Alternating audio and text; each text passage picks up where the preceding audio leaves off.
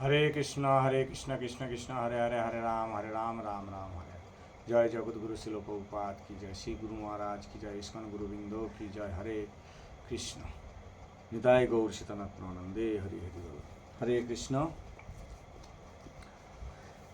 प्रश्न उत्तर। आमिष आहार महापाप। प्रश्न 47।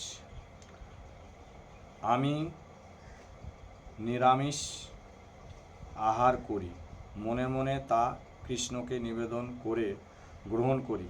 বাড়িতে সবাই আমিষ খায়, আমি আমিষের বাসনেই নিরামিষ খাই।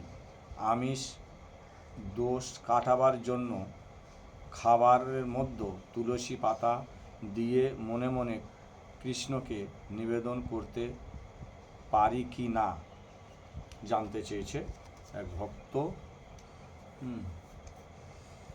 যে আমিষের বাসন তাতেই নিরামিষই, তাতে তুলসী পাতা দিয়ে মনে মনে ভগবানকে নিবেদন করে, বাড়ির সবাই আমিষ আহার করে আর কি। একজন ভক্ত হতে চাইলে তার এইসব অনেক বাধা বিঘ্ন থাকে।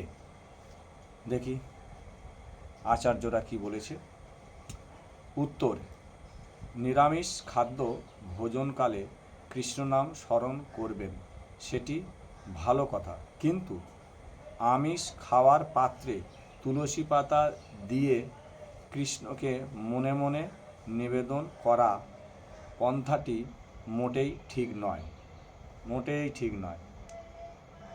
প্রাথমিক অবস্থায় হয়তো বা কেউ নিজে নিজে পারিবারিক পরিস্থিতির মধ্যে নিজেকে স্বতন্ত্র করতে পারে না, তাই আমিষ খাওয়া এড়িয়ে গিয়েও আমিষ ভোজীদের সঙ্গে খেতে বসতে হয়।